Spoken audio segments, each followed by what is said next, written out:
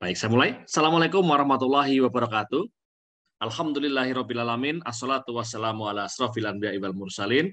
Wa ala alihi wa sahbihi ajmain. Asyhadu an la ilaha illallah wahdahu la syarikalah. Wa asyhadu anna Muhammadan abduhu wa rasuluh. Yang kami hormati Prof. Imamuddin Yuliadi dan juga Bapak Ibu sekalian semuanya yang sudah hadir pada kesempatan malam hari ini. Alhamdulillah kita bersyukur kepada Allah Subhanahu wa taala bahwa pada malam hari ini kita bisa bersama-sama hadir dalam acara kajian Selasa malam edisi khusus ya, kajian Selasa malam edisi khusus Mangayu Bagyo Guru Besar. Dan pada malam hari ini kita akan berbincang-bincang bersama narasumber yang sangat kompeten, guru besar yang masih fresh, gitu ya, Profesor Dr. Imamuddin Yuliadi, SE MSc. Profesor Dr. Imamuddin Yuliadi, SE MSc adalah guru besar pada program studi ekonomi Fakultas Ekonomi dan Bisnis Universitas Muhammadiyah Yogyakarta. Bapak Ibu sekalian, di acara kita malam hari ini kita akan mendengarkan bersama ya pengalaman beliau membangun karir akademik sehingga bisa mencapai jabatan guru besar, ya, jabatan akademik guru besar. Dan nanti juga Pak Imam akan kita harapkan menceritakan gitu ya isu-isu terkini yang terkait dengan bidang keahlian beliau, gitu ya. Jadi begitu. Biasanya kalau yang edisi umum, edisi biasa ya yang bukan edisi khusus, kita akan mendengarkan narasumber menyampaikan satu paper spesifik dari yang sudah dipublikasi jurnal internasional. Tapi malam hari ini dan insya Allah 2 malam nanti berikutnya kita akan punya kajian malam edisi khusus Mangayu Bagyo Guru Besar. Nah, baik, tanpa berpanjang lebar, gitu ya Bapak Ibu sekalian, acara ini diselenggarakan oleh Dewan Pengurus Wilayah Ikatan Ahli Ekonomi Islam (IAII) Daerah Istimewa Yogyakarta bekerjasama dengan Program Studi Doktor Perekonomian Islam dan Istri Halal Sekolah Pasca Sarjana Universitas Gadjah Mada. Nah, Prof. Imam, sehat ya? Alhamdulillah. Ya, siapa, Mas? Alhamdulillah sehat ya. Ini Pak Prof. Imam di rumah ya? Saya di rumah ini. Oke. Monggo nanti sambil nunggu yang lain, biasanya yang lain akan menyusul gitu. Kita mulai saja nggak apa-apa, biar nggak terlalu mundur. Prof. Imam, monggo nanti bisa menceritakan bisa dari pengalaman personal dulu atau mungkin dari substansi bidang ilmu yang Prof. Imam geluti juga boleh. Dua-dua bebas. Monggo kami persilakan. Kira-kira mungkin sekitar 30 menit, 40 menit nanti terus dilanjut dengan diskusi. Baik. Assalamualaikum warahmatullahi wabarakatuh. Waalaikumsalam. Alhamdulillahirabbil alamin wassalatu wassalamu ala asrofil anbiya'i wal mursalin wa ala alihi wa ashabihi ajmain. Asyhadu an la ilaha illallah wa asyhadu anna Muhammadar Rasulullah. Raditu billahi rabba wa bil islami dina wa bi Muhammadin nabiyyan wa rasula rabbi zidni ilma warzuqni fahma amin. Pertama saya mengucapkan terima kasih kepada Mas Akbar ya, Mas Ahmad Akbar Susamto ya, yang telah mengundang saya dalam acara ini ya, Mangayu Bagyo Guru Besar. Ini sebenarnya saya sudah nggak baru lagi sebenarnya Mas Akbar ini ya. Iya Prof ya. Jadi sudah hampir setahun yang lalu ya. Jadi SK Guru Besar saya itu per 1 Oktober ya 2021 ya. Alhamdulillah, tapi kita ambil ya kesempatan ini untuk kita saling berbagi ya, berbagi informasi, berbagi pengalaman. Mungkin saya akan mulai dari bagaimana pengalaman saya mengawali pengalaman keilmuan ya. Dulu saya masuk di UGM itu angkatan tahun 1983 ya. Saya nggak tahu nih Mas Akbar kelas berapa, masih TK atau apa 83 itu? 3 tahun, Prof.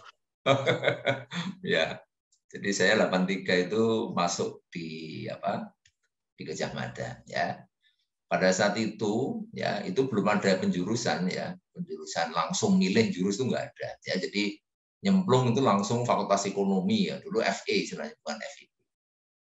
Nah, nanti penjurusannya tuh kalau nggak salah di semester kedua kalau nggak salah ya itu. Gadjah Mada dulu itu ada 4 jurusan malah ya, nggak cuma 3 jurusan dulu itu. Jadi akuntansi, manajemen ya, terus ilmu umum, terus ekonomi pertanian. Jadi ada 4 ya sebelumnya itu. Nah, setelah itu kemudian digabung itu ekonomi pertanian sama ekonomi umum itu jadi IESP gitu ya, ilmu ekonomi studi pembangunan. Jadi seperti itu.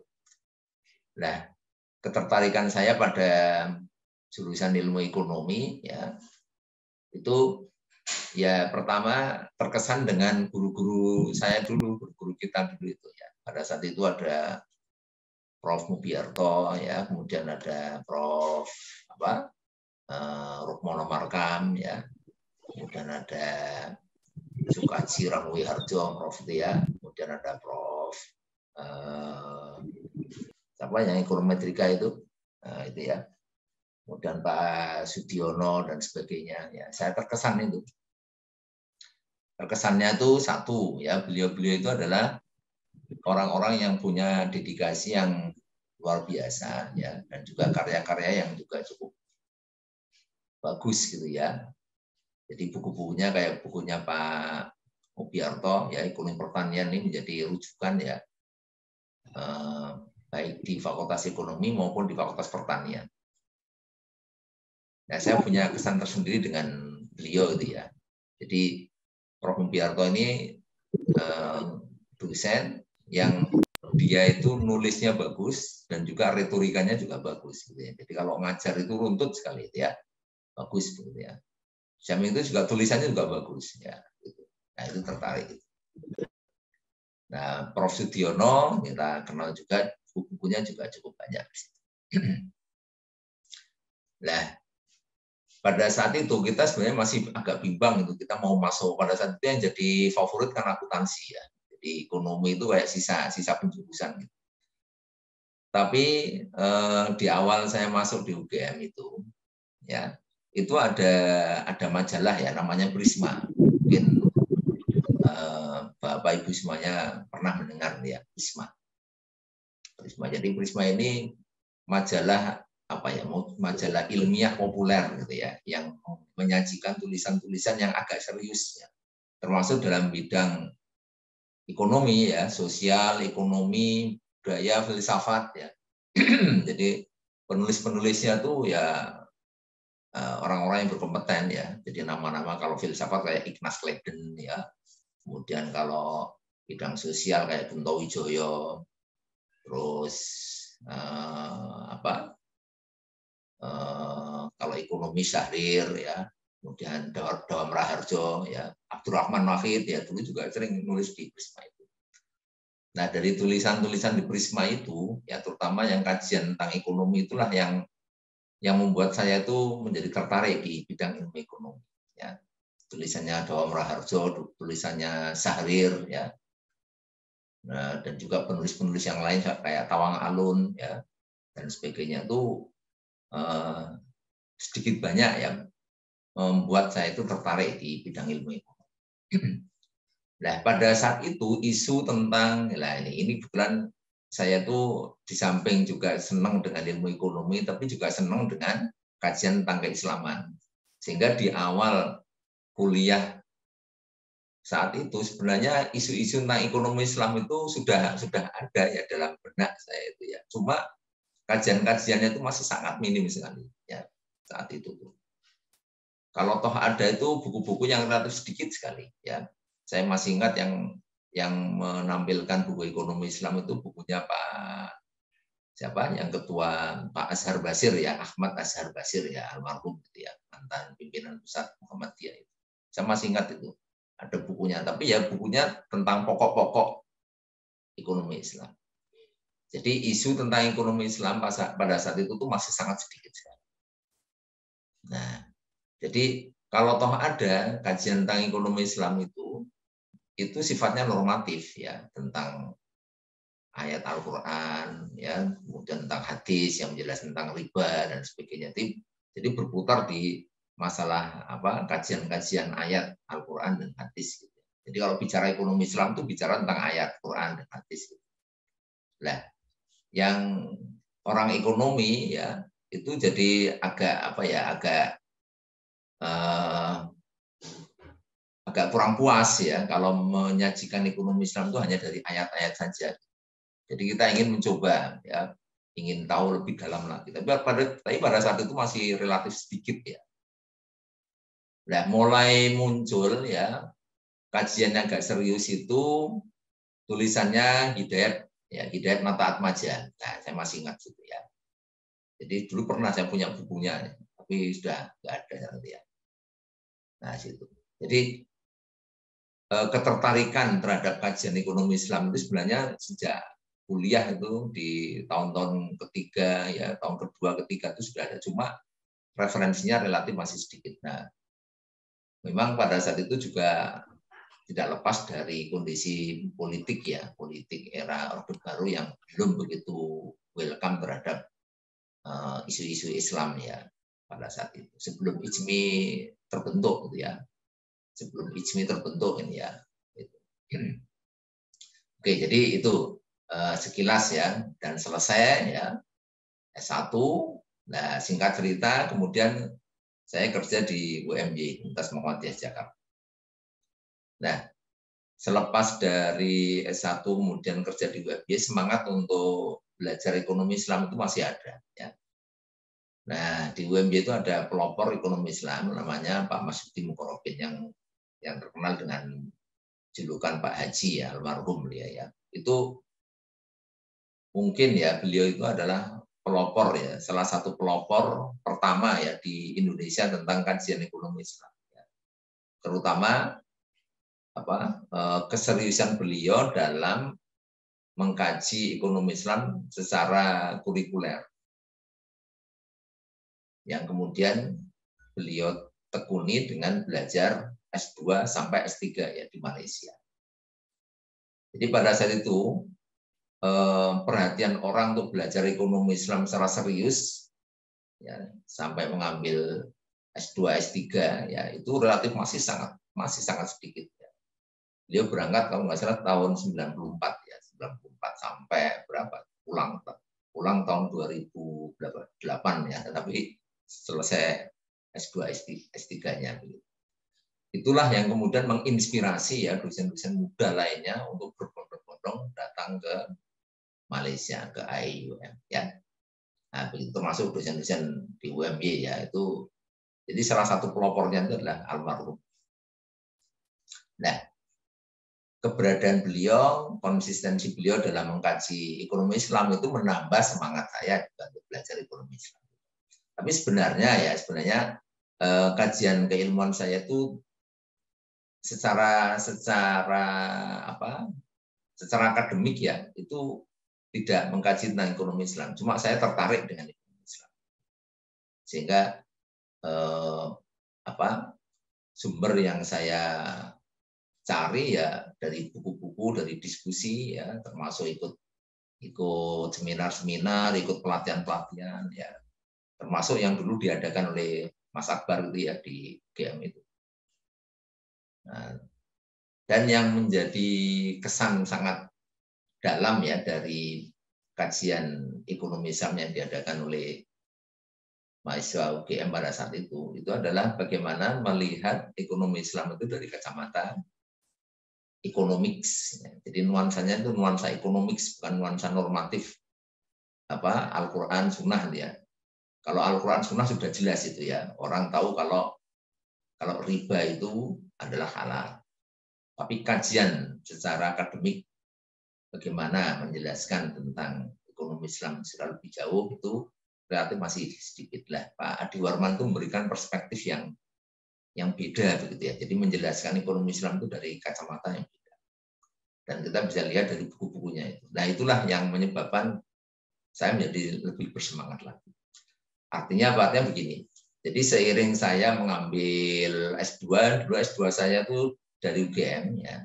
Gajah Mada tahun 99 sampai 2001 ya. Itu 1999 sampai 2001. Itu pembimbingnya itu Pak Sulistyo ya, Prof Sulistyo ya. Pada saat itu saya masih ingat ya, kalau bimbingan itu di malam hari ya, rumahnya saya masih ingat saat itu tuh dekat dengan lokasi Masjid UGM sekarang ini ya. Jadi Masjid UGM sekarang ini. Jadi rumah beliau itu di situ, itu sekitar itu ya. Jadi tahun 2000 itu saya kalau bimbingan tuh di rumah beliau. Malam-malam itu biasanya habis sholat maghrib atau sholat isya itu ya, di rumah beliau ditemui di situ ya, diskusi ya. Sampai tahun 2001 selesai saya. Nah, terus dilanjutkan ngambil S3 saya 2002 ya di Unpad di Bandung. Tesis saya tentang perekonomian Indonesia, ekonomi makro ya. Jadi pendekatan persamaan simultan tentang ISLM ya, ISLM. Pendekatan simultan. Nah, kemudian S3-nya disertasinya tentang kurs ya, bagaimana analisis fluktuasi nilai tukar rupiah. Implikasinya terhadap perekonomian Indonesia. Ini juga pakai pendekatan persamaan simultan. Ya. Nah, selesai tahun 2006 ya dari Bandung. Jadi relatif ya alhamdulillah agak cepat gitu ya. Jadi pada saat itu S3 di UMY ya di Fakultas Ekonomi itu masih jarang. Jadi saya itu adalah doktor pertama di Fakultas Ekonomi dan Bisnis, Fakultas Ekonomi dan Bisnis UMY. Ya, dokter pertama saya itu ya.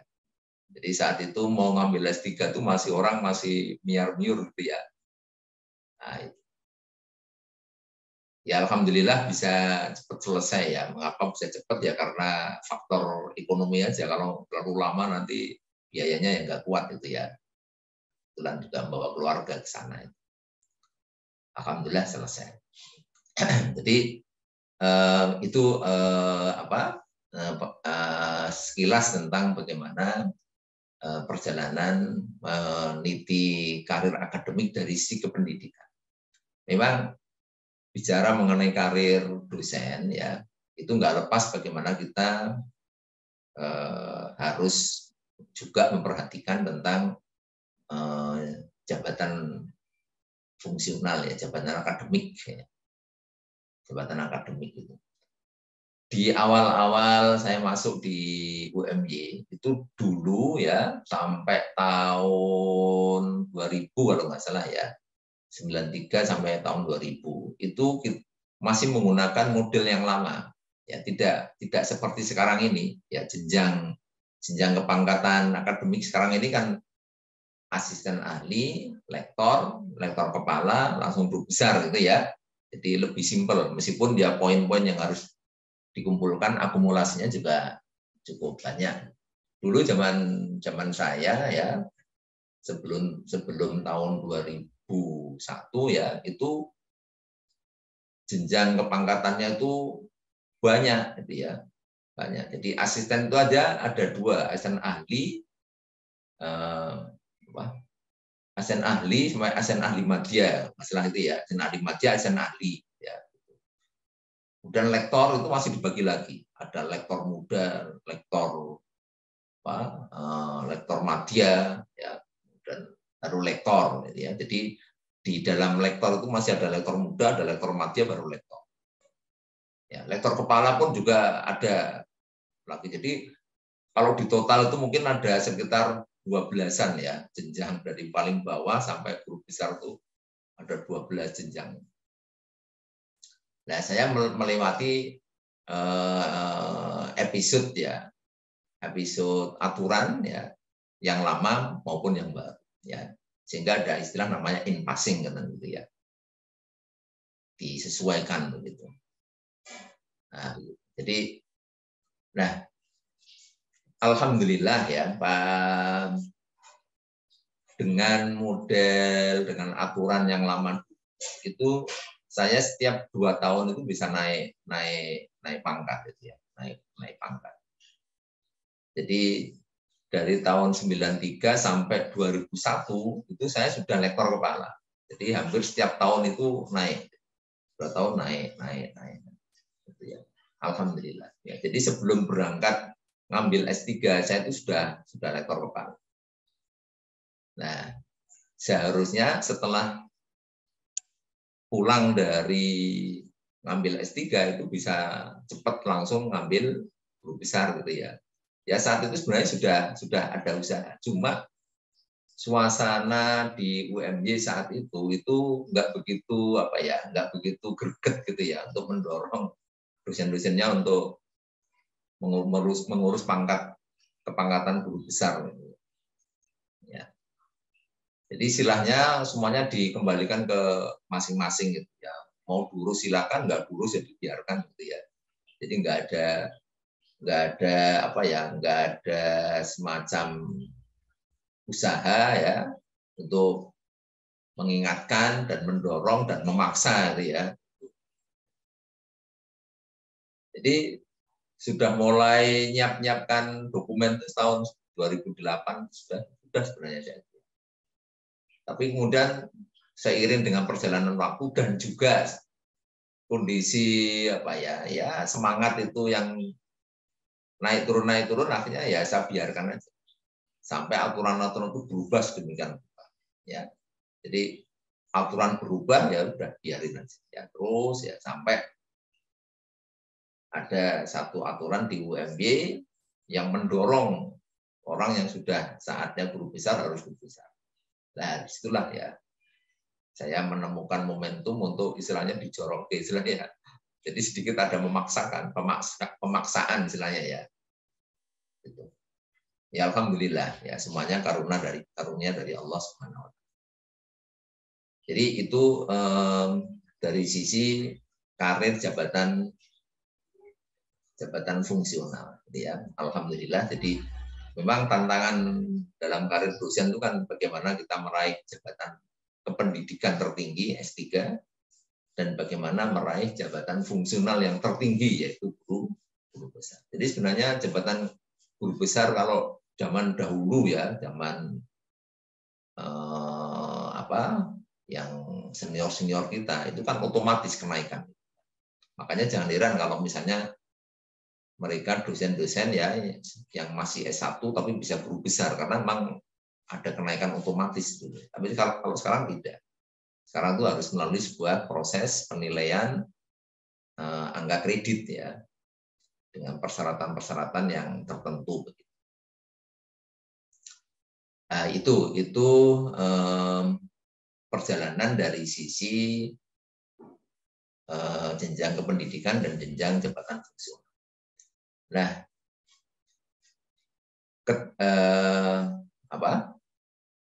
konsentrasi dari sisi keilmuan ya saya sebenarnya konsen ke teori ekonomi ya, baik ekonomi mikro maupun makro ya. Tapi seiring dengan pengalaman yang sudah saya ceritakan tadi, sejak awal saya kuliah di ekonomi UGM itu sudah sedikit demi sedikit tertarik dengan ekonomi Islam, sehingga secara secara naluriah gitu ya, itu akhirnya juga belajar ekonomi Islam ya. Sehingga setiap ada forum-forum kajian pelatihan ekonomi Islam itu ya kalau ada kesempatan saya ikut gitu, ambil menimba. Jadi sebenarnya kalau dari sisi pendidikan secara normatif, secara struktural itu sebenarnya saya belum pernah belajar ya secara struktural gitu ya. Misalnya belajar di IUM sebagai pusat integrasi keilmuan itu. Paling ya cuma ikut short course ya, pelatihan dan sebagainya.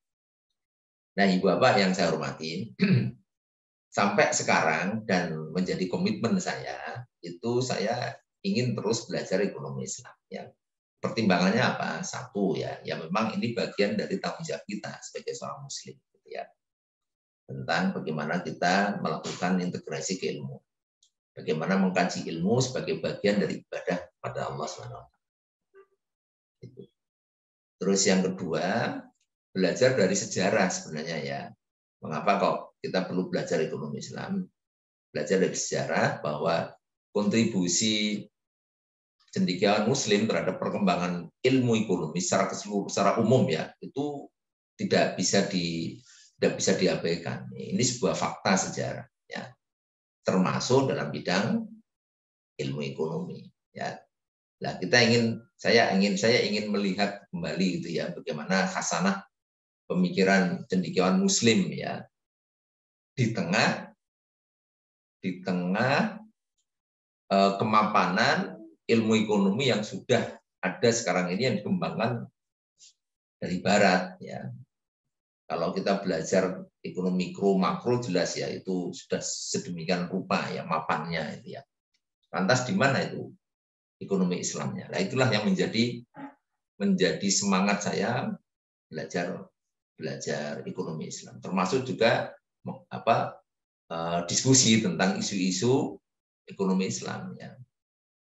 Dan sedikit demi sedikit mencoba melakukan integrasi ya.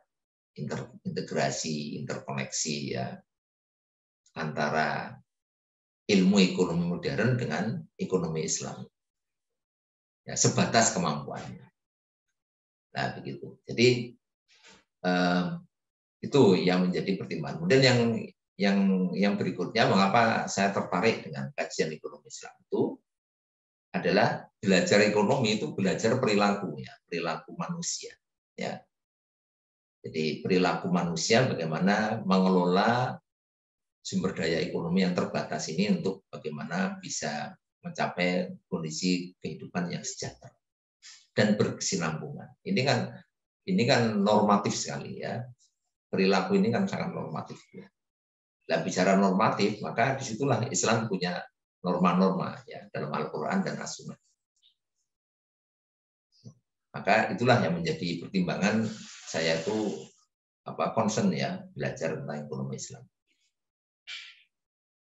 Nah, apalagi kemudian ditunjang ya selepas dari Orde Baru ya, Orde Baru itu kan lepas itu tahun 98 ya reformasi itu ya. Lah mulai disitulah mulai bertaburan ya referensi-referensi tentang ekonomi Islam yang selama ini mungkin masih tertahan ya. Ternyata khasanah perkembangan kecendekiawanan ekonomi Islam itu sudah sangat lama sekali ya. Buku-buku teks tentang ekonomi Islam itu sudah sangat lama.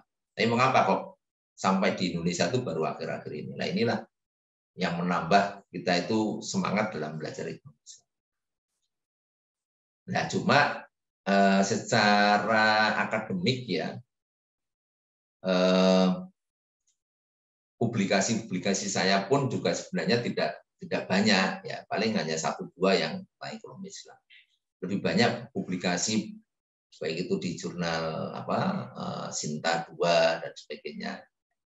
Itu banyak kajian-kajian tentang perekonomian Indonesia, tentang ekonomi makro ya.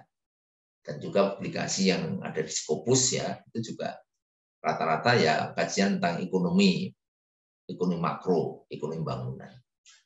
Ada pernah satu saya publikasi tentang ekonomi Islam tentang dual monetary system ya di Indonesia. Jadi bagaimana implementasi dari sistem moneter ganda di Indonesia. Indonesia itu kan menerapkan sistem moneter ganda ya. Ada sistem konvensional, ada sistem ekonomi yang Islam gitu ya. Nah begitu. Jadi itu tentang buku-buku ya beberapa saya mencoba belajar ya. Sebenarnya saya tuh masih terus belajar ya. Masih tarafnya tuh belajar gitu ya, tentang ekonomi Islam. Saya pernah menulis buku tentang ekonomi Islam ya. Filosofi, teori dan implementasi ya. Ya sebenarnya buku itu hasil rangkuman saya belajar ya sebelumnya. Belajar dengan Pak Adi Warman, belajar dengan Pak Azhar Basir, ya belajar punya Pak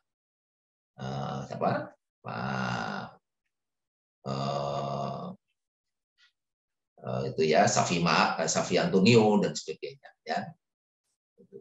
Terus yang terakhir buku ekonomi Islam yang saya tulis itu adalah ekonomi makro Islam ya. Sebenarnya buku ekonomi makro Islam itu sebenarnya berangkat dari kegelisahan saya ya. Bagaimana sih sebenarnya ekonomi Islam itu dalam perspektif teori ekonomi modern gitu ya. Sehingga saya mencoba menulis dan saya yakin masih banyak kekurangan-kekurangan di situ ya. Gitu. Jadi ingin menjelaskan bagaimana ekonomi Islam itu dari perspektif ekonomi modern. Atau dibalik, bagaimana ekonomi modern itu dilihat dari kacamata ekonomi Islam. Gitu. Nah, contoh ya, bagaimana kita bisa menjelaskan lebih rasional, lebih akademis, misalnya menyangkut masalah riba. Ya, jadi sebenarnya bicara riba dari kacamata ekonomi modern itu akan mempunyai perspektif lebih luas sebenarnya. Kalau dari kajian normatif Al-Quran As-Sunnah kan sudah jelas ya, riba itu setiap tambahan pinjaman dan sebagainya, berhenti sampai di situ ya. Tapi sebenarnya praktek riba dan fenomena ribawi itu tidak hanya di sektor keuangan. Kalau pikiran saya ya, fenomena ribawi itu ada di hampir semua transaksi ekonomi yang sifatnya eksesif ya, Gitu. Dan itu bisa dijelaskan dengan pendekatan teori ekonomi modern. Jadi misalnya kita di teori ekonomi makro itu kita kenal namanya ISLM ya, ISLM. IS itu kan menjelaskan bagaimana fenomena keseimbangan di pasar barang ya. LM itu fenomena yang menjelaskan keseimbangan di pasar uang.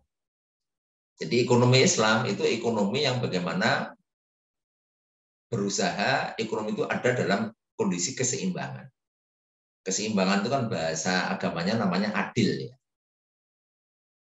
Moderat. Nah, kalau sekarang istilahnya ada Islam moderat lah ya. Itu sebenarnya bagian dari kajian dalam teori ekonomi dan itu sesuai dengan prinsip Islam ya. Jadi kondisi ribawi kalau dari perspektif analisis ISLM itu ya pada saat keseimbangan ekonomi terpenuhi baik pada pasar barang maupun pasar uang. Jadi kalau digambarkan ya ada pada perpotongan antara IS dan LM. Ya. Jadi meskipun terpenuhi keseimbangan di pasar uang, LM, tapi kalau nggak terpenuhi di pasar barang berarti ada fenomena ribawi di situ. Dan itu bukan kondisi yang ideal. Tapi sebaliknya, ada keseimbangan di pasar barang, tapi ada ketidakseimbangan di pasar uang, berarti ada fenomena ribawi juga. Ya. Nah, kondisi yang ideal yang bagaimana? Manakala terpenuhi keseimbangan, baik di pasar barang maupun pasar uang. Jadi fenomena ini sebenarnya bisa kita kaji dari kacamata ekonomi sumber daya alam, ya ekonomi sumber daya manusia, ya yang dijelaskan dengan pendekatan kurva dan sebagainya. Jadi itu ciri mahasiswa ilmu ekonomi atau prodi ekonomi ya, jurusan ekonomi itu kan kita sangat familiar dengan mendeskripsikan fenomena itu dengan bahasa kurva. Kurva itu kan sebuah deskripsi dari realitas yang kompleks menjadi sesuatu yang sederhana dalam bahasa kurva, sehingga menjadi kelihatan untuk bisa dianalisis. Ya. Nah, itu. Jadi dari situlah ya saya jadi semakin semangat gitu ya belajar tentang ekonomi Islam. Jadi di satu sisi menjadi bagian tanggung jawab untuk mengkaji, ya, meneliti tentang fenomena pembangunan ekonomi ya perekonomian Indonesia. Tapi di sisi lain juga saya ingin terus berusaha memperkaya dari perspektif ekonomi Islam.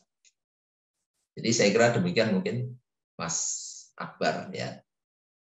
Saya bercerita dari awal sampai sekarang gitu. Jadi monggo saya kembalikan. Baik, terima kasih Prof. Imam atas ceritanya yang panjang ya sejarahnya karena sudah dimulai sejak tahun 83 ketika waktu saya masih berumur 3 tahun.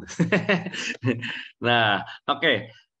Baik, Bapak Ibu sekalian, teman-teman sekalian, alhamdulillah sudah 35 orang hadir di forum ini malam ini dan ini kebanyakan Prof, kebanyakan adalah sebagai dosen atau mahasiswa S3 atau mahasiswa S2 atau ada dosen muda juga, dosen muda dari berbagai perguruan tinggi. Mungkin ada sedikit 1-2 yang masa S1, tapi sebagian besar saya kira adalah sudah pasca sarjana atau sudah dosen. Baik. Kami persilakan kepada hadirin jika ada pertanyaan atau ingin sharing atau mungkin ingin mendalami apa yang tadi disampaikan oleh Prof. Imam, kami persilakan. Silakan bebas saja bisa mengangkat tangan begitu atau langsung nanti menyalakan mic-nya gitu. Ya, silakan kalau ada. Jadi Prof, mungkin sambil nunggu yang lain ya Prof, saya ingin bertanya dulu Prof. Jadi tantangannya sekarang ini kan kalau jadi guru besar itu kan soal risetnya Prof, gitu ya. Nah, di satu sisi harus riset, publikasi. Di sisi lain ngajarnya banyak, gitu ya. Mungkin juga sibuk jadi pejabat, pejabat apa mungkin rektor, dekan, kepala departemen, mungkin ketua program studi atau mungkin yang lain-lain gitu Prof. Terus ya mungkin yang lain lagi ada lagi yang lain gitu. Itu gimana Prof? Bagaimana membangun balance gitu ya. Dan juga pada waktu yang sama kan tetap jadi bapak di rumah gitu, jadi suami, jadi ketua RT mungkin, jadi apa yang lain gitu. Itu gimana Prof? Ya, baik ya. Jadi ya ini konsekuensi dari sebuah profesi yang harus dihadapi gitu ya. Yang jelas pertama ya, kita harus hadapi semuanya itu dengan penuh rasa bahagia ya. Semuanya harus kita terima dengan rasa bahagia, dengan rasa happy, enjoy ya. Itu. Sebab kalau semuanya diterima dengan rasa senang hati, bagian dari konsekuensi profesi ya semuanya jadi enak. Dan yang kedua, nah ini yang penting ya, itu menjadi sebuah kesempatan kita untuk beribadah pada Allah SWT. Ya kalau capek itu kan memang badan ya, kalau diajak bekerja pasti capek kan itu ya. Tapi kalau niat kita semuanya itu bagian aktivitas yang kita niatkan untuk beribadah pada Allah, maka rasa capek itu bisa mudah hilang. Kalau kita istirahat sudah selesai ya. Gitu. Jadi itu yang melandasi. Nah, selebihnya ya sudah. Kita ikuti aja ritme aktivitas itu seperti apa adanya. Nah, sekarang ini sudah ada aturan ya tentang bagaimana ada tugas khusus istilahnya ya, tugas khusus guru besar ya. Sekarang kan ada tugas khusus lektor, kepala ya. Lektor pun juga ada tugas khusus ya. Cuma untuk guru besar ini relatif agak lebih berat ya. Misalnya dalam 3 tahun dia harus ada publikasi di jurnal internasional Scopus. Dan dalam 3 tahun harus menghasilkan 1 buku. Nah, ya. Jadi ini menjadi tantangan gitu ya. Nah, terus di sisi lain juga kita harus melakukan aktivitas dalam perguruan tinggi. Nah, sehingga dalam hal ini memang yang harus kita lakukan itu bagaimana semua aktivitas akademik itu sifatnya linear gitu ya, linear. Jadi linear itu artinya saling mensupport satu dengan yang lain. Saya begini. Betul kita dosen itu ada tugas untuk melakukan penelitian ya. Tapi bagaimana hasil penelitian itu nanti bisa menjadi bahan yang dipublikasikan. Itu. Dipublikasikan. Dan hasil dari publikasi itu menjadi bahan kita untuk melakukan pengayaan dalam kita mengajar, seminar, diskusi, dan sebagainya.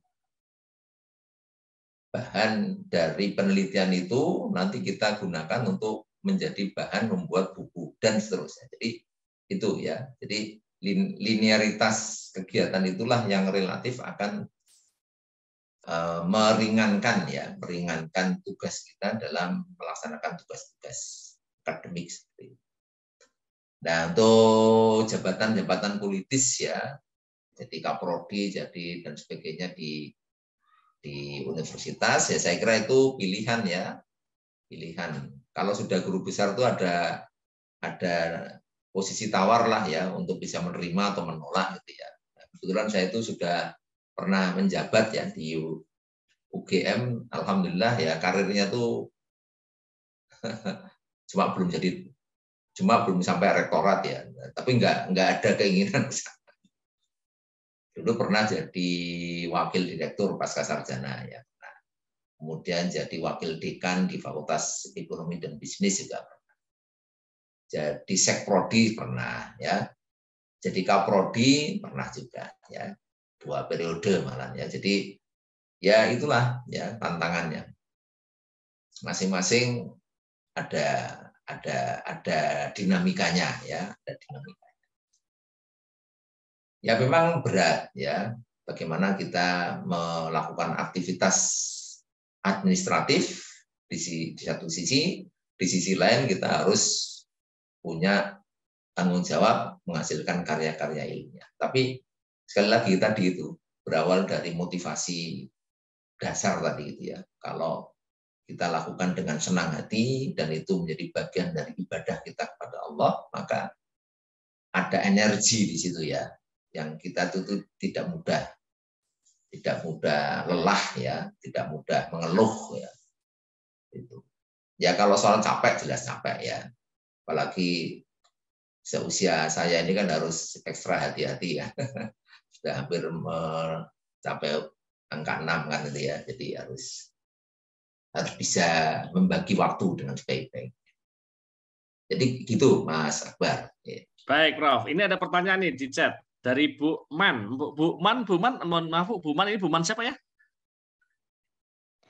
Bu Teti, Pak Ahmad. Bu Teti, Bu Teti di Universitas apa Bu ya? Aisyah Yogyakarta. Oh, dari Unisa Yogyakarta. Ini saya bacakan. Prof, sebenarnya jabatan fungsional akademik itu bagaimana? Beberapa rekan di Prodi menganggap jabatan fungsional akademik itu suatu keegoisan. Mungkin maksudnya adalah ketika kita mengejar jabatan fungsional itu terus kemudian kita mengabaikan misalnya tugas-tugas yang sifatnya di kantor untuk Prodi itu apa gitu misalnya. Padahal memang suatu keharusan dosen untuk mengurus Java. Nah, pertanyaan bagaimana motivasi rekan-rekan dosen yang tidak mau mengurus Java? Dan ini saya kira terjadi banyak perguruan tinggi loh. Termasuk di tempat saya juga gitu, sebagian dosen itu dulu lama itu nggak pernah ngurus jabatannya, jabatan fungsionalnya. Jadi ada yang sudah sangat senior itu mungkin bahkan asisten akademik aja belum, gitu. Udah doktor, nah pinter dulu, tapi nggak diperhatikan gitu ya. Sehingga kemudian sampai sekarang begitu, nah gitu mungkin Prof Imam bisa cerita sebelum nanti kita bisa lanjutkan diskusinya, monggo Prof. Ya. Jadi mungkin begini Ibu ya. Itu menjadi pertanyaan yang perlu dikembalikan kepada diri kita ya, diri sendiri ya. Kita mengambil profesi sebagai dosen kan gitu ya. Nah lantas apa tugas dan tanggung jawab kita sebagai dosen? Itu kan pilihan kita. Kalau sudah jadi pilihan kita maka sudah seharusnya kita itu ya konsekuen dengan pilihan kita itu. Apapun profesinya itu pasti ada konsekuensinya ya, apapun ya, di bidang pendidikan, di bidang perdagangan, di bidang ekonomi dan sebagainya, di bidang pemerintahan juga seperti itu. Nah, kita mengambil pilihan membangun karir di bidang akademik, maka ya menjadi konsekuensi kita, apapun tugas, tanggung jawab, kewajiban ya harus kita tunaikan. Nah, salah satunya adalah masalah jabatan fungsional. Jadi mungkin begini Bu, ya, agar muncul semangat ya dan perhatian awareness ya untuk kita itu mengurus jabatan fungsional itu satu. Itu bagian dari tanggung jawab kita secara personal individu ya. Bagian dari membangun profesionalitas ya. Kita sebagai sebagai pendidik begitu ya. Untuk konsekuen mengurus jabatan fungsional itu ya. Kemudian yang kedua ada implikasi secara struktural bahwa jabatan fungsional itu tidak hanya berimplikasi personal dosen yang bersangkutan tapi juga lembaga, prodi, fakultas, universitas ya. Apalagi sekarang ini kan ada akreditasi ya, akreditasi prodi, akreditasi institusi, bahkan sekarang sudah naik lagi ke akreditasi internasional ya. Itu kan mau nggak mau profesionalitas dan produktivitas dosen itu menjadi bagian utama dari pengukuran kualitas proses akademik di lembaga kita itu. Jadi kalau misalnya mohon maaf ya, kalau ada dosen tidak peduli dengan jabatan fungsional, sebenarnya dia itu ya pertama mencederai pilihan profesinya sendiri ya. Kalau kita sudah milih profesi dosen ya harus konsekuen segala hal yang kaitan dengan jabatan fungsional termasuk di situ. Yang kedua, ya artinya kan jadi merugikan ya, merugikan lembaga. Nanti baru terasa pada saat masa-masa misalnya reakreditasi ya, baik itu akreditasi program studi maupun institusi ya. Nah, begitu. Jadi itu yang harus menjadi apa ya, dasar ya, kesadaran kita sebagai pendidik ya untuk concern mengurus masalah jabatan fungsional. Jadi begitu, Bu ya, Ibu ya. Baik, terima kasih Prom. Jadi sebenarnya kekeliruan kita mungkin ya, saya tafsirkan bahwa kekeliruan kita itu bahwa memandang jabatan fungsional akademik itu hanya urusan pribadi saja. Padahal itu juga urusan kelembagaan. Jadi organisasi kita, perguruan tinggi kita tuh nggak akan bisa berkembang bagus kalau jabatan fungsional kita juga nggak bagus. Dan ini akan semakin terasa kalau nanti kita punya prodi S2 dan S3. Kalau masih prodi S1 semua mungkin nggak tahu terasa, ya udah lektor-lektor cukup deh gitu kan. Tapi kalau sudah punya S2, punya S3, di sana nanti salah satu indikatornya itu adalah, kebetulan saya memegang saya kebetulan jadi ketua prodi program studi S2. Jadi itu nanti akan ada namanya rasio guru besar dan lektor kepala di antara pengajarnya. Ya, di mana nanti kalau kita pengen akreditasi yang unggul tuh rasio guru besar dan lektor kepala harus sekian, rasio lektornya sekian, nggak boleh ada yang nggak boleh ada yang belum punya jabatan akademik. Asisten akademik pun statusnya hanya membantu, asisten ahli pun statusnya hanya membantu dan seterusnya. Walaupun udah dokter, gitu nggak boleh. Gitu. Nah, jadi sebenarnya dua-duanya adalah satu kepentingan yang sama, baik individu maupun lembaga. Hanya persoalannya adalah mungkin beda perguruan tinggi, penekannya beda. Gitu ya. Semakin tinggi cita-cita perguruan tingginya, biasanya kebutuhan untuk jabatan fungsional itu akan menjadi semakin penting. Nah, baik, terima kasih Bu Teti. Nah, ini ada satu pertanyaan lagi Pak Prof Imam dari Mbak Novilia Aisyah, dosen di Universitas Negeri Jember. Nah, ini dari jauh-jauh ini. Nah, pertama, selamat ya Prof atas amanah barunya. Saya ingin bertanya, menurut Prof Imam, bagaimana untuk bisa mempersiapkan diri, lebih tepatnya meluruskan niat untuk menjadi guru besar? Apakah posisi tersebut jadi tujuan dan apakah ada skema antri untuk menjadi guru besar? Terima kasih. Ya pertama ya, saya jadi guru besar itu adalah anugerah dari Allah Subhanahu Wa Taala. Ya, ada min fadli Rabbi. Ya, ini merupakan karunia dari Allah. Jadi itu ya. Terus yang kedua, ya semuanya tidak lepas dari planning kita. Ya. Dari planning kita. Nah kebetulan ya Ibu yang dari Universitas Negeri Jember mungkin sedikit agak beda suasana kelembagaan dengan di perguruan tinggi swasta, gitu ya. Pak Akbar ini di Gajah Mada, ini beda suasananya dengan di Universitas Muhammadiyah Jogja. Bedanya apa ya? Bedanya kita harus benar-benar perhatian kaitannya dengan penjaminan mutu ini ya, proses akademik ini harus benar-benar berkualitas. Karena apa? Ini kaitannya dengan membangun citra perguruan tinggi, ya. Gitu. Jadi bagaimana kinerja akademik dan juga jabatan fungsional dosen itu menjadi perhatian dari pengelola perguruan tinggi, ya. Karena ya keberlanjutan perguruan tinggi itu salah satunya ditentukan oleh kualitas SDM.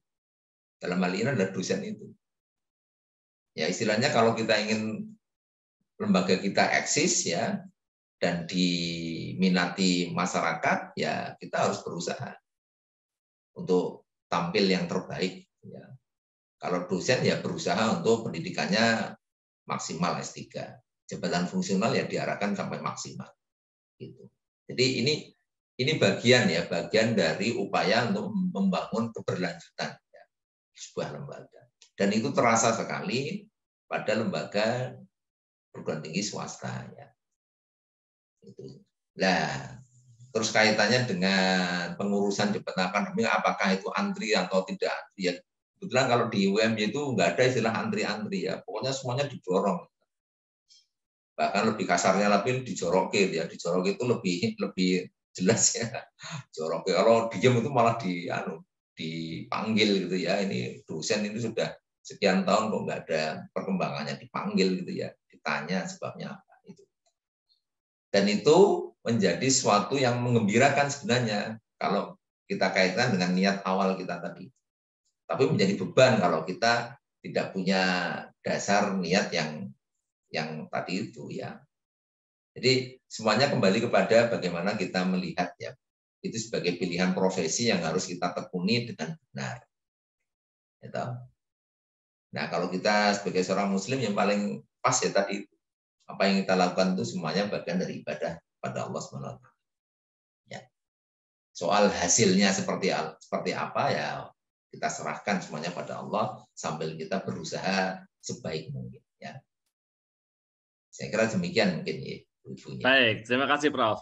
Nah, mungkin ya Prof ya. Jadi jabatan fungsional ini kan beda dengan jabatan struktural ya. Jabatan struktural itu hanya satu, hanya ada satu rektor, hanya ada satu dekan di setiap fakultas, hanya ada satu ketua program di setiap program. Sehingga antri itu mungkin masih bisa terjadi gitu ya, di mana yang lebih senior duluan. Tapi kalau jabatan fungsional ini sebenarnya nggak perlu antri karena mau bareng-bareng dari profesor semua juga boleh-boleh saja.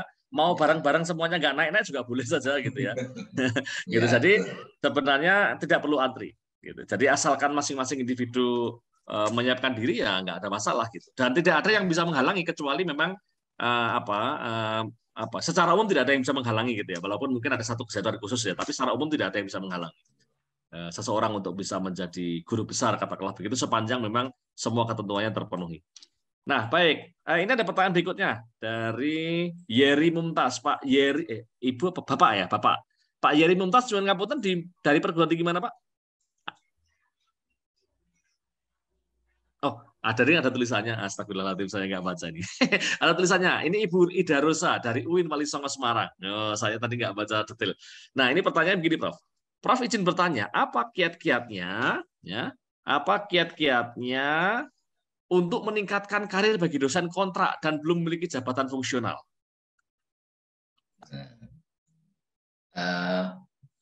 Coba diulang, Mas Akbar. Jadi ini kira-kira beliau ingin bertanya, bagaimana kiat-kiat tadi membangun karir sebagai dosen. Tapi persoalannya adalah kitanya sendiri itu masih dosen kontrak, gitu ya, atau belum punya jabatan fungsional gitu. Ya. Jadi kiat-kiatnya gimana ya kiat-kiatnya? Ya kembali kepada Pak Bu ya. Niat kita awal gitu ya. Kita menekuni sebuah profesi gitu ya. Gitu ya. Ya kiat-kiatnya kita konsekuen aja dengan pilihan kita. Dan ikuti semua aturan-aturan yang sudah ada. Ya, gitu. Jadi misalnya begini ya. Jadi bagi ini kayaknya mungkin dosen muda nih ya yang bertanya nih Ibu ya, Pak ya. Jadi begitu kita mengambil pilihan sebagai dosen ya, maka sudah harus mulai membuat perencanaan ya, perencanaan satu dari terutama kaitannya dengan masalah pendidikan. Bagi yang belum mengambil S2 harus mengambil S2. S2, yang sudah S2 harus mengambil S3. Jadi sekarang ini nggak bisa. Guru besar itu harus S3. Jadi kalau Bapak Ibu ingin jadi guru besar harus S3. Ya.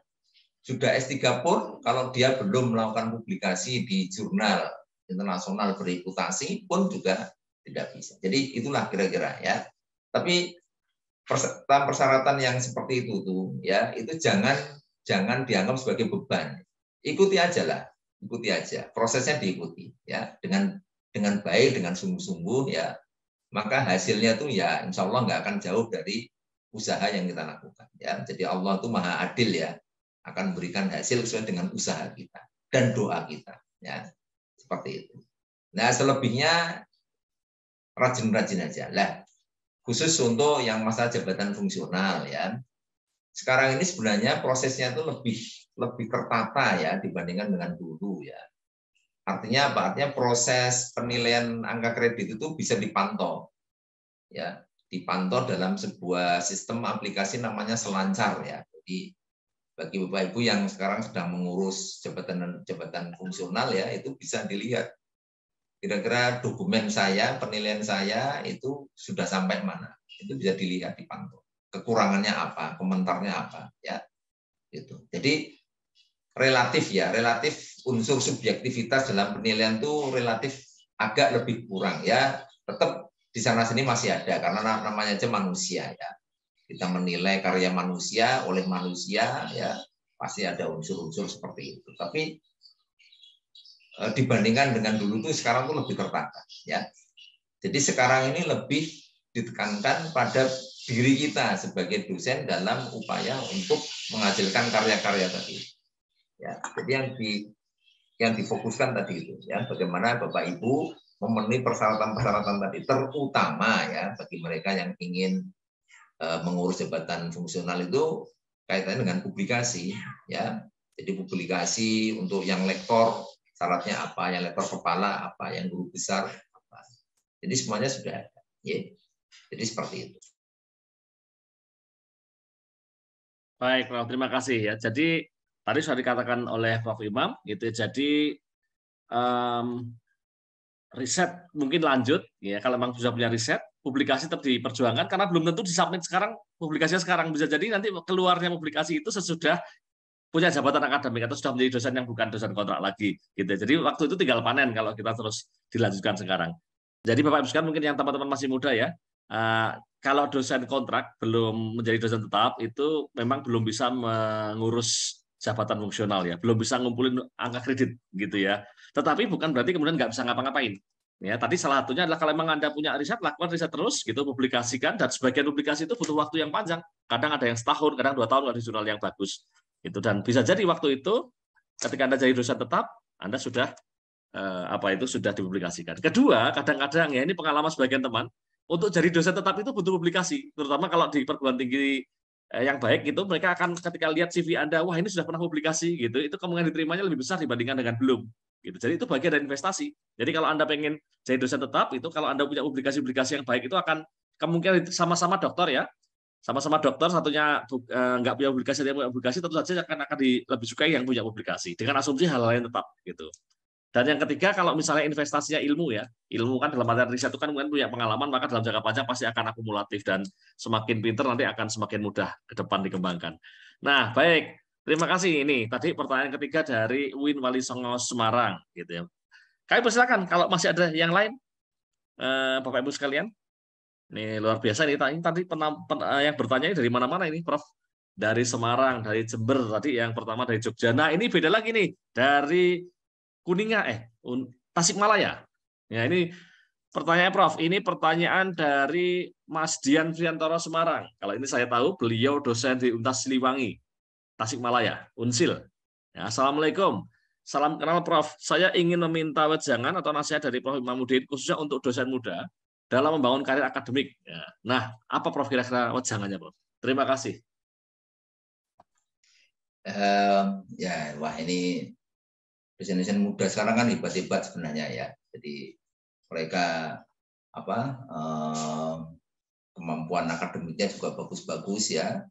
Terus persyaratan untuk studi lanjut, TOEFL dan sebagainya biasanya juga tinggi-tinggi ya. Jadi bagi dosen muda yang pokok, yang penting ya, itu saudara pertama ya melakukan perencanaan ya, perencanaan dalam pendidikan. Terutama bagaimana segera menyelesaikan S2 bagi yang belum selesai S2 dan S3 ya, S3. Nah, ini perlu ya. Jadi tadi sudah saya sampaikan ya, untuk bisa mencapai jenjang guru besar itu syaratnya harus S3. Jadi nggak bisa ya guru besar tanpa S3 gitu. Nah, begitu. Nah, bagi Mas Dian ya, yang jadi dosen muda di Untas Siliwangi, kalau nggak salah tadi, maka melakukan aktivitas tadi, ya, yang sifatnya linear tadi ya, jadi melakukan penelitian ya, dan hasil penelitian itu harus nanti dikaitkan dengan publikasi. Dan jangan lupa ya, linearitas keilmuan itu harus dijaga. Jadi kalau Mas Bapak ini ya, misalnya mempelajari, kalau dalam ilmu ekonomi kan ada beberapa cabang ya, konsentrasi gitu ya, ada ekonomi lingkungan, ada ekonomi sumber daya manusia, ekonomi energi ya, dan sebagainya. Maka harus konsisten ya antara pendidikan, penelitian, publikasi harus linear. Jadi jangan sampai siksak ya. Jadi misalnya pendidikan, nah ini yang jadi problem ini. Jadi S1, S2, S3 itu diusahakan linear. Jadi kalau memang ilmu ekonomi ya ilmu ekonomi terus, jangan siksak ya. S1-nya ilmu ekonomi, S2-nya manajemen, S3-nya nanti agama, wah susah nanti ya. Dan itu akan mempermudah kita dalam melakukan aktivitas-aktivitas publikasi juga. Ya, kalau kita linear kan jadi lebih konsentrasi. Kita tahu perkembangan keilmuan itu. Nah itu. Jadi harus linear. Termasuk linearitas itu pada karya-karya ilmiahnya. Ya, pada karya ilmiahnya. Jadi diusahakan penelitiannya itu konsisten ya. Temanya seperti itu terus ya. Penelitiannya, publikasinya, ya kalau nulis buku ya kira-kira seperti itu, ya. Jadi itu Mas Akbar ya, beberapa tips ya istilahnya ya, yang harus dilakukan oleh dosen muda ya, perencanaan pendidikan, termasuk di sini adalah menjaga linearitas keilmuan dan juga konsistensi di dalam melakukan kegiatan penelitian. Ya. Jadi jangan siksak ya, jangan melakukan penelitian yang temanya berubah-ubah gitu ya. Nah, itu nanti akan mempengaruhi tim penilai angka kredit ya. Jadi tim penilai angka kredit itu akan melihat ini konsistensi penelitian dari pengusul itu ya. Nah, jadi di samping dilihat kualitas jurnalnya, juga dilihat bagaimana kualitas artikelnya. Ya, konsistensi dari keilmuan si pengusul tadi itu. Jadi gitu, Mas Akbar. Baik, terima kasih Prof. Saya kira kita masih punya waktu sedikit ini. Satu lagi lah terakhir kalau masih ada. Sebelum kita tutup malam ini. Masih ada? Nah, ini ada Bu Indana Zulfa, atau Mbak Indana Zulfa. Mbak Indana Zulfa ini dosen di Universitas Ahmad Dahlan. Ya betul ya. Ya, Mbak Indana Zulfa, sebelumnya saya ucapkan selamat Prof. Imam atas amanah barunya. Saya Indana, masa Prof. Imam saat S1 di UMY. Nah, masih ingat betul bagaimana diajar oleh Prof. Imam. Nah, izin bertanya, bagaimana menjaga niat supaya terus semangat dan lillahi ta'ala ya Prof? Nah, ini dosen wadi sekarang Prof. Bimbingannya apa mahasiswanya Prof. Imam nih? Ya, tadi di awal tadi itu ya. Jadi hidup ini adalah memilih ya. Hidup ini adalah memilih. Hidup itu adalah pilihan. Jadi kita dihadapkan pada fakta, realitas, dan kita harus memilih. Tidak memilih pun itu juga bagian dari pilihan. Ya. Memilih itu mengandung konsekuensi kan gitu ya. Kita harus konsekuen dengan pilihan kita. Karena memilih itu kan berarti tidak memilih menghilangkan apa yang tidak kita pilih kan. Makanya kita harus konsekuen dengan pilihan kita. Jadi kalau Mbak Indana sudah mengambil pilihan profesi sebagai dosen, maka konsekuensinya harus totalitas sebagai dosen. Totalitas sebagai dosen itu indikatornya apa? Jabatan fungsional sampai maksimal. Ya, pendidikannya harus maksimal. Itu namanya konsekuen kita. Ya, itu. Nah, tadi sudah saya sampaikan ya, Bu Indana Zulfa, ya, yang masih dosen muda, ini perlu menata sejak awal, ya, menata karir dosen. Itu. Yang perlu dijaga satu, konsistensi kependidikan. Jadi nanti S1, S2, S3 harus linear. Jangan siksak, ya. Nanti akan menyulitkan dalam pengurusan jabatan fungsional. Kemudian yang kedua juga tema-tema penelitiannya, ya, harus konsisten. Itulah soal tadi niat ya, tadi kembali kepada prinsip fundamental kita tadi ya. Hidup kita ini kan menjadi bermakna kalau kita niatkan semuanya itu adalah semata-mata beribadah kepada Allah. Menjadi pendidik itu adalah kesempatan emas kita menyebarkan kebaikan. Kesempatan emas kita untuk memperbanyak amal jariah ya.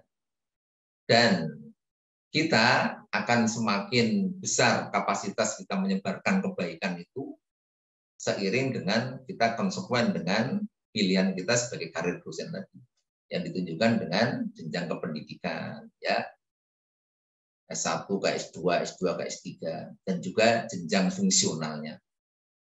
Jadi kalau ada seseorang milih karir sebagai dosen, tapi dia nggak ngurus-ngurus jabatan fungsional, berarti dia bingung dengan pilihannya. Gitu. Dia nggak tahu menjawab dengan pilihannya. Kenapa sampai bertahun-tahun sampai mau pensiun asisten ahli terus gimana kan? Gitu ya. Dan tentu saja juga mahasiswanya juga akan merasa sangat senang ya kalau dosennya itu orang-orang yang memang konsekuen dengan karir dosennya tadi ya. Pendidikannya maksimal sampai S3 dan juga jabatan fungsionalnya juga maksimal. Nah, itu. Jadi seperti itu. Dan di sini sekaligus saya juga menyampaikan bahwa sebenarnya jabatan fungsional guru besar itu bukan akhir dari segalanya. Ya. Jadi jabatan profesor itu jabatan yang sifatnya administratif, ya, tidak substantif. Ya. Substantifnya itu kan masalah keilmuan. Makanya benar sekali ya sabda Rasulullah SAW itu bahwa menuntut ilmu itu dari mulai buean sampai liang lahat, dari kita dilahirkan sampai kita nanti dimasukkan dalam liangnya. Jadi meskipun sudah profesor sebenarnya juga kewajiban untuk belajar ini masih terus harus dilakukan. Apalagi perkembangan ilmu itu sudah sedemikian. Jadi ilmu yang saya pelajari dulu di S3 mungkin sekarang sudah jauh maju lagi sekarang ini. Sehingga kalau sudah guru besar kok berhenti belajarnya ya bisa ketinggalan. Jadi itu. Jadi meskipun sudah guru besar semangat untuk membaca, meneliti, ya, aplikasi dan sebagainya itu harus terus ditanamkan. Dan sekarang relatif sebenarnya itu agak lebih mudah memantau karena apa? Karena itu bagian dari instrumen penilaian. Tugas khusus guru besar itu kan ada ya, dalam penilaian PKD ya sekarang ini ya. Jadi begitu Pak Akbar. Baik, terima kasih Prof. Ini sebenarnya ada pertanyaan terakhir, tapi ini agak sayangnya agak beda ini. Jadi ya, mungkin nanti kapan-kapan tapi ini agak ini ya sedikit mohon singkat saja Prof, nanti mungkin langsung terus dilanjutkan dengan closing statement ya. Nah, ini dari Rumah Ekis Bone Sulawesi Selatan ya. Sulawesi Selatan. Wah, dari jauh ini Prof. Ya nggak apa-apa ya, karena ini jauh ya. Dari Mas Ardi. Assalamualaikum warahmatullahi wabarakatuh. Nah, izin Prof, mungkin sedikit melenceng dengan bahasan yang ingin saya tanyakan, apa yang membedakan ekonomi konvensional dengan ekonomi Islam? Mungkin dijawab singkat mohon Prof. Nanti kapan-kapan kita bisa jawab detailnya. Oke. Jadi ekonomi Islam tadi sudah saya sampaikan ya. Dalam perspektif saya yaitu bagaimana Islam itu menjelaskan ya fenomena-fenomena ekonomi ya dalam perspektif nilai-nilai Islam ya untuk membangun kemaslahatan ya mencapai tujuan kehidupan yaitu mencari kebahagiaan falah tadi itu ya. Ekonomi Islam itu menjadi sangat relevan karena bicara ekonomi itu bicara tentang perilaku manusia ya. Perilaku manusia yang tidak lepas dari bagaimana pandangan hidupnya itu. Nah, bagi seorang muslim ya, pandangan hidup dia sebagai hamba Allah ya, prinsip tauhid ya, mengesahkan Allah itu akan menentukan bagaimana pola perilaku ya dan menentukan keputusan ya, dalam masalah-masalah ekonomi, dan itu menjadi bagian dari ibadah pada Allah Subhanahu wa Ta'ala. Jadi kira-kira seperti itu. Ya. Gitu Pak Akbar. Baik Prof, terima kasih. Nah, mungkin closing statement Prof untuk menutup acara kita. Ya, pada kesempatan ini pertama saya mengucapkan terima kasih ya pada pengurus wilayah IAEI DIY ya, acara Mangun Bagoyo guru besar. Sebenarnya saya sudah lama guru besarnya ya. Ya, semangat kepada Bapak Ibu yang sedang proses pengurusan guru besar. Pengurusan guru besar ini adalah bagian dari dinamika kita sebagai dosen ya. Tidak perlu dilihat bagaimana hasilnya, yang penting prosesnya diikuti aja. Diikuti dengan sebaik mungkin, mengikuti prosedur dan ketentuan-ketentuan yang ada. Dan jangan lupa ya, karir dosen itu membutuhkan keseriusan, ya, konsistensi dalam melakukan aktivitas pendidikan perguruan tinggi, konsistensi dalam terus melakukan penelitian, konsistensi dalam terus melakukan publikasi dan seterusnya. Dan jangan lupa semuanya itu berpijak dari niat kita. Niat kita lakukan semata-mata ibadah pada Allah Subhanahu wa taala untuk mengharapkan ridhonya. Bagian jalan hidup kita untuk meraih ridho Allah Subhanahu wa taala. Selebihnya kita serahkan kepada Allah Subhanahu wa taala. Fa idza ngazamta fatawakkal 'ala Allah. Ya. Allah berfirman. Demikian, terima kasih. Assalamualaikum warahmatullahi wabarakatuh. Waalaikumsalam warahmatullahi wabarakatuh. Baik, terima kasih sekali Prof. Imam Muhyiddin Yuliadi yang telah berkenan berbagi dengan kita malam ini selama 1 jam lebih sedikit tentang pengalaman beliau, tentang pandangan-pandangan beliau. Mudah-mudahan bermanfaat bagi kita semua dan juga menjadi amal soleh bagi beliau. Bapak Ibu sekalian, insya Allah kita akan lanjutkan lagi sesi kajian Selasa malam, edisi khusus ini pekan depan, Selasa malam tanggal 2. Tanggal 2 Agustus 2022 dengan narasumber lain yaitu Profesor Dr. Andes Agus Widarjono MA PhD dari Universitas Islam Indonesia. Mungkin dengan gaya penyampaian yang berbeda gitu ya. Dan berikutnya nanti masih ada lagi Prof. Endah Sabtuningsih nanti beberapa pekan ke depan. Matur nuwun sangat sekali lagi kepada Prof. Imam dan juga kepada Bapak Ibu sekalian semua yang sudah hadir. Sehat selalu. Kita tutup. Assalamualaikum warahmatullahi wabarakatuh. Waalaikumsalam. Matur nuwun sangat, Prof. Nuwun, Prof. Terima kasih. Matur nuwun, Pak.